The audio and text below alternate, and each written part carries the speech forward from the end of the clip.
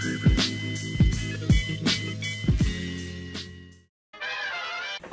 what's up YouTube? It's your man Zay.Gatsby from Coin Leakers with another glorious video. Today we are going to talk about a special topic. This is a topic that was brought up by somebody in the Coin Leaker Facebook community. What we're going to talk about today are 3 special small cap coins that I'm kind of looking at taking my eye into on today, January 27th. We've had a dip in the market, a pretty strong dip, but it's the same dip that has been happening every January in crypto for the last 4 or 5 years. So nothing out of the ordinary, but if you're brand new, things look like looks like hell on earth. But not to worry, those are the times when you want to be purchasing and buying. All right, so we're going to talk about 3 coins that you still have an opportunity to buy. These are all small cap coins, so what that means is they all have the ability to 10x. Everybody's looking for that 10x, right? So these 3 coins I think have a really high probability of 10xing over the next quarter. Again, I am not a financial advisor. I am not a professional advisor. This is not professional advice. Please look at all the disclaimers. Do not take any of this as professional advice. This is just entertainment. I am just a guy talking about stuff that I like. All right, so get that out the way now. So let's just jump right into it. Right here, this is our Coin Leaker Facebook community, where I actually got the idea to talk about this. And in this group, a lot of people share a lot of great ideas and value and things like that, and tips and tricks and all these new ICOs and stuff. So you're gonna get a lot of good information from being in the Coin Leaker Facebook community. All right, so let's just jump into it. All right, the first coin is Vezt. Okay, Vezt, V-E-Z-T, kind of like invest, right? So this coin right now is about 46 cents. It's up about 20% since I posted it in the Coin Leaker Facebook community. And I just want to do some quick math because there is no market cap on here. And let's see. I am aware. I thought that the circulating supply was smaller, but it's actually 51 million. So I thought that the market cap originally was around like 10-15 million, but in actuality today, 0.4598, it's about 23 million. All right, which is still super small. 23 million market cap. I mean, this, again, we're gonna get into it. So Vezt, what this is, right? This is a platform in which musicians and artists can take their artwork, music, whatever, put it on the blockchain, and by doing that they are basically tokenizing the rights to the song. So any artist can come on, whether they want to put half or the entire song onto the blockchain, to basically tokenize it or basically create shares for it, so that labels, investors, and even fans can invest in the artist, so that the artist has the funds to complete a project, pay people for a video, that's always costly, makeup, wardrobe, all that, everything that they would need, cocaine, whatever it is that they need, whatever they need to fund whatever it is that they need to do, they'll be able to collect that money up front. And then on the other side, whoever it is, the label, the investor, or just the fans, they now have rights to the royalties of the song, right? And it gets technical. I know a lot of people don't really understand how that could possibly work, but if you dig into here, you'll be able to see a lot of the money for the royalties would be collected by Pro, which is the performing rights organization, and those guys are on it. Like, you really can't put any type of music anywhere out that is actually on, you know, ASCAP and that actually deserves a royalty, if you put out any of that type of music anywhere, those guys are gonna, you know, come knocking at your door and asking for money if you're not authorized to do that, okay? And they'll be able to, you know, collect royalties through Spotify, iTunes, you know, Pandora, pretty much everywhere, right? So that's basically how the money collecting works. But the idea itself is just such a revolutionary idea that you know, because of it and because of the niche that it's in, it has a very high probability that it will gain some virality, just because of the nature of the idea and how revolutionary it is. Because this is a way to for the music industry itself to become democratized, right? Because usually it takes an artist to have to be, you know, at the mercy of whatever a label decides to do with, you know, that artist's career in order to do anything.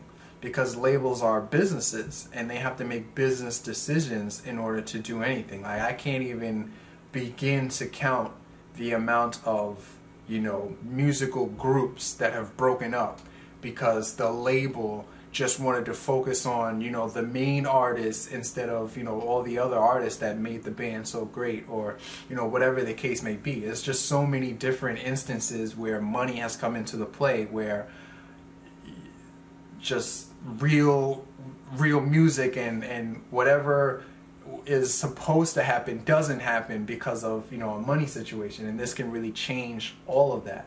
And then you tie in the fact that, you know, it also has the potential, just due to the nature of the founders and their relationships. And, you know, if you take a look at their Twitter, these guys are in the mix. So they're talking to people, they're getting up on these platforms, and they're in talks with, you know, people who are actually making moves in the music industry. Like, you know, Nipsey Hussle is one of my favorite rappers, and they did like a special little promo where he came by to the offices, and he signed some papers, basically just saying that he has ownership in the company, which is, you know, basically what I'm trying to get you guys to do with the token itself.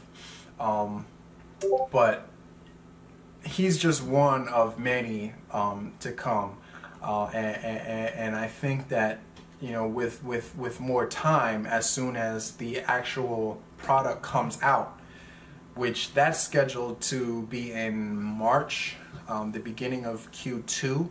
So once that happens, you know, then you're really going to start to see the traction pick up, you know. So, you know, that's why this is one of those, like, you're going to have to hold on to this for a while. Actually, all three of these coins, you're probably going to have to hold them for a while, but that's why I'm telling you to pick them up now, because, you know, they're cheap compared to what they will be.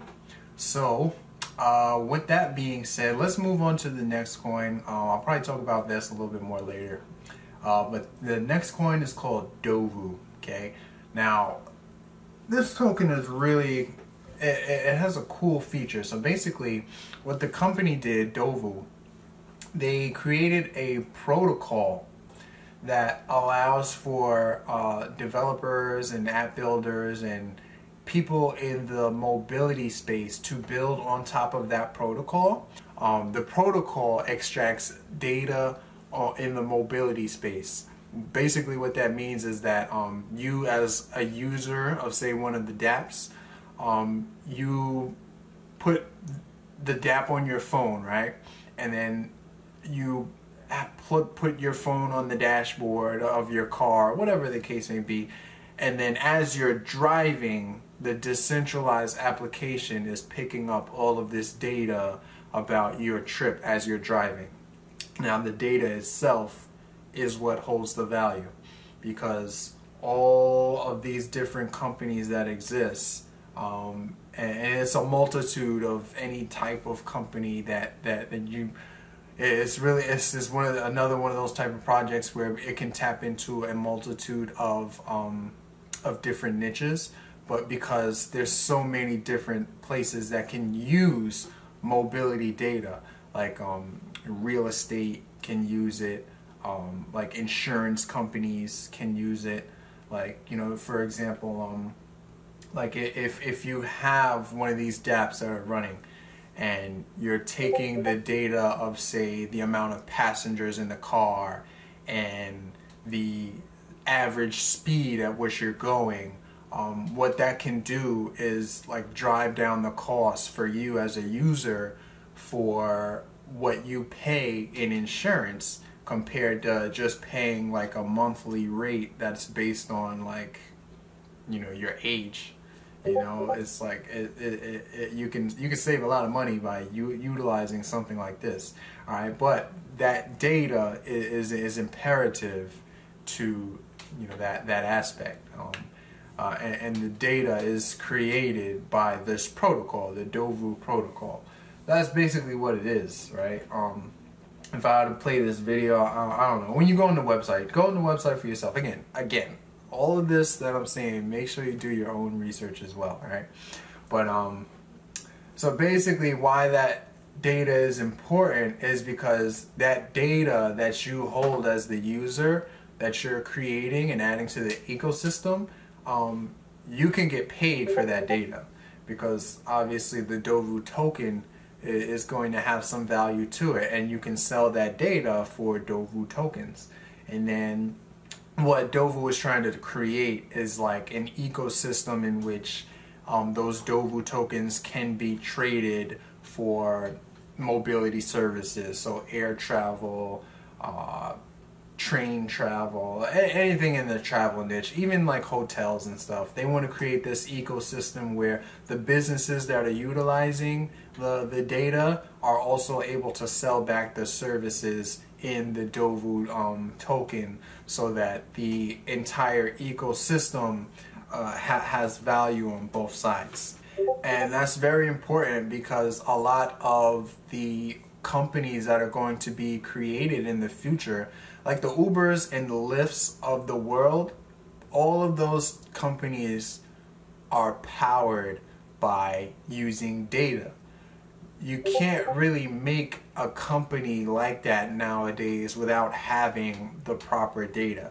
So when you have that proper data and you're able to, you know, leverage the blockchain to build trust, you have something that's very, very powerful and lucrative for all parties involved.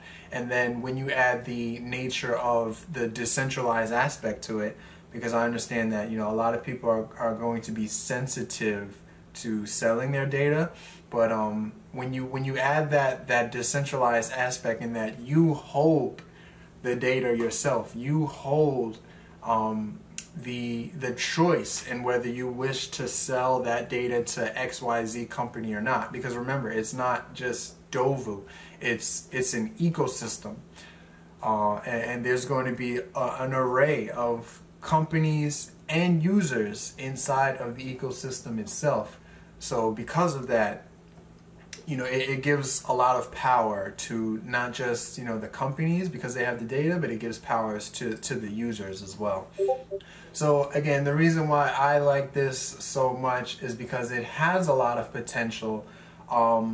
Some of their investors include Jaguar Land Rover, which is pretty cool because I'm not really big into like cars and stuff like that, and I didn't even know that like Jaguar and Land Rover were like the same company. Like, I know about Toyota and Lexus, but I didn't know that Jaguar and Land Rover. So they're one of the main investors in this company.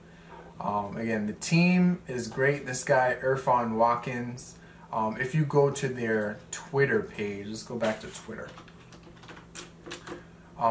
You'll be able to see that the guy Irfan Watkins, he actually spent some time at the BMW offices. So that is very foretelling, and some of my sources let me know that there is a partnership with BMW on the way. Again, this is the official press release will be released Thursday. Now this was last week. They didn't release it because of something on the BMW side, which is good because it gives everybody the opportunity to you know, still get into this project while it's still kind of on the, you know, low-key side, and they don't have all these major partnerships that they're revealing, but it is coming, so at least now you know that. But this is a really cool project. I think the key takeaway from this is that you know, that real-time data is what's going to be extremely valuable for any company that wants to exist in the mobility niche. And you as the user, you have the ability to monetize, you know, that data and coexist in this ecosystem that is beneficial for all parties. So I think it has tremendous value, tremendous potential, and I think that's a really cool project. Okay, next project. This one is called Paragon. Okay, now Paragon, this project is in the marijuana space, and I mean, I am very aware that marijuana is going to be a very big thing, but none of the existing marijuana coins out there, like pot coin, it didn't really speak to me, you know, the way that Paragon does, because, you know, those coins, there's pot coin, there's hemp coin, and I don't know, forgive me if you're on these coins and, you know, I don't really know too much about them, but the only thing I do know is that Paragon is like a real business. I feel like those coins are just like, you can pay for weed with pot coin, but Paragon, this is actual business, this is actual service. So basically what these guys are doing, we're going to dive in the white paper on this one. What these guys are doing is they are trying to help legitimize the industry. And the way they're going to do that is by, number one, helping with the transparency of the supply chain process. Because a lot of people don't realize that dispensaries don't really get the accurate data that they need, or just that the fact that they need specific and accurate data in order to provide a quality product for the consumer. They don't really get that all of the time. It's not really trustworthy. So with something like Paragon, where every single bit of data that is required to know gets put on the blockchain. So you're talking about everything from the seeds, how they were germinated, how long, you know, every little inch of data. I'm not a grower, but I can only imagine, like, you know, the THC content and the CBD, because sometimes a lot of growers will lie about that stuff, because in the marijuana space, like the high THC strands are very sought after for the recreational users, and you know, high THC is the THC content is the psychoactive content in marijuana. So sometimes a lot of growers can, like, you know, kind of forge what that THC content actually is, and by doing that they get more money when they really don't deserve it. So Paragon is going to help putting all that stuff onto the blockchain to help, you know, the industry itself, and help, and also now they're doing other things too. Let's take a look at the website, right? So this video here will explain, you know, basically what I was talking about, how putting everything on the blockchain, and they're going to help, you know, legitimize the industry as well. But let me dive into the white paper so you can see what I'm talking about. Okay, so you have in section 8, it is the model. This is where, like, the meat and potatoes is. So everything that they're doing, it's an immutable ledger for all industry-related data via the Paragon chain. Payment industry-related services, establishing co-working spaces via Paragon Space, organizing a global legalization, and then the standardization of licensing, lab testing, transaction, supply chain, ID verification through Paragon Accelerator. Now, all 5 of these endeavors that they're trying to tackle, each one kind of plays into the other in creating an ecosystem in which the benefits for the project are going to be exponential. All right, because let's look at this one here, right? Establish niche co-working spaces via Paragon Space. What they're trying to do is help out all of these startups that are going to be coming about as far as new dispensaries, because the full legalization of marijuana has not taken place yet. It is still illegal by federal law. So some places, some states, they still don't have like dispensaries and things like that. So when Paragon helps with, you know, licensing and trying to help with the legalization of the of marijuana, with these Paragon spaces, they're also going to be helping out dispensaries come on board, right?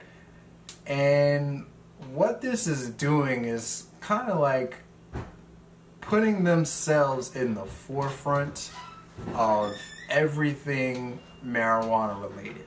So they actually have a schedule for all of the cities that they plan to be in. Los Angeles, Oakland, Denver. These are the places where you know, medical marijuana is already allowed. But then Madrid, Amsterdam, all these major cities, right? And they plan to come on and help new dispensaries come into these cities, so that not only can they, you know, get that first mover's advantage of, you know, taking over a city as far as, you know, a legal dispensary, but then they make things easier for even existing dispensaries because they have the supply chain set up so transparent and so easy for any existing dispensary to, from farmer to consumer. The supply chain is all there set up. So if they want to utilize the Paragon business model, then they can enter the ecosystem as well. And I think it's that aspect that is going to be the true driver of Paragon's success when you add in those Paragon spaces. Those Paragon spaces are going to be physical locations that are not only going to be able to just, you know, help these new business owners with like the legalities and things like that, but it's also a way for them to get like physical space in an environment where brick and mortar space comes at a premium, because federally speaking the business is still illegal. So most brick and mortars either charge a high premium for like rent and space, or they just won't, you know, sublet the space at all, because there's a risk of, you know, it being shut down. So with those Paragon spaces, it's going to be like a huge help for existing dispensaries, and then the new ones that probably would not have come onto the scene unless it wasn't for those Paragon spaces to kind of help out.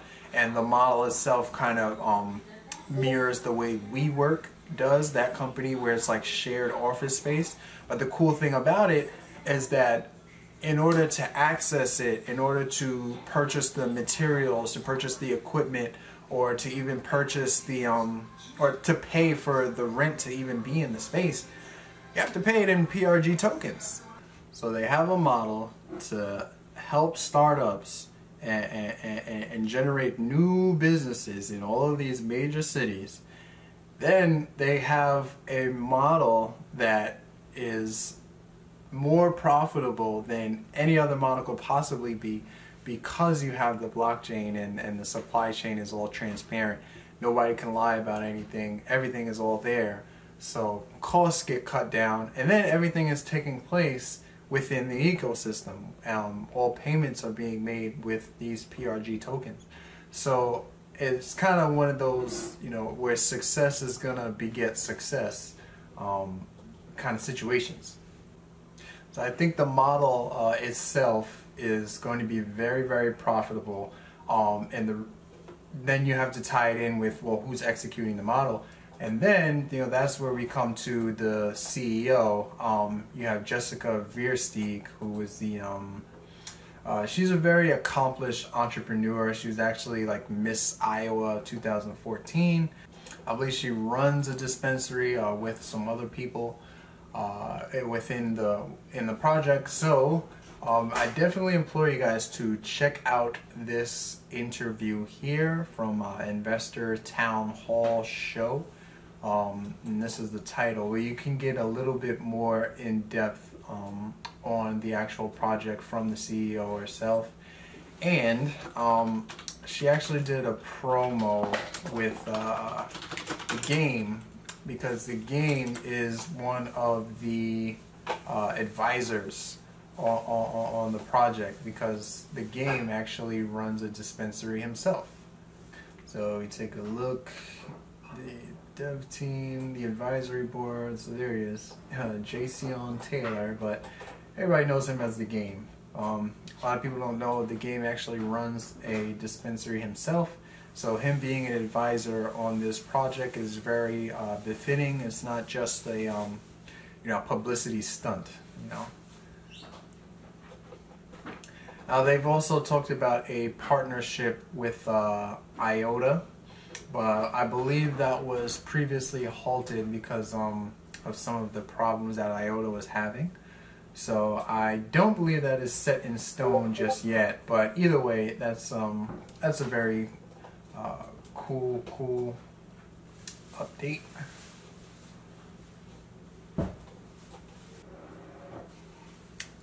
And that's pretty much it. So those are the 3 coins that I like. You got Paragon, we got DOVU, and we also got Vezt. So those 3 tokens, I definitely like them a lot for the end of January leading up into the next quarter, as far as small cap. Alright, all the other stuff, definitely implore you to come into the Facebook CoinLeaker Mastermind group. And then if you really want to take things to the next level, we also have the CoinLeaker alert system, and we have that in the group. You can check it out. Alright, all the links are going to be in the description if you want more information. And that is going to be it for this video. So I will see you next time, and always rich coins, never the shit coins. Zay.Gatsby out.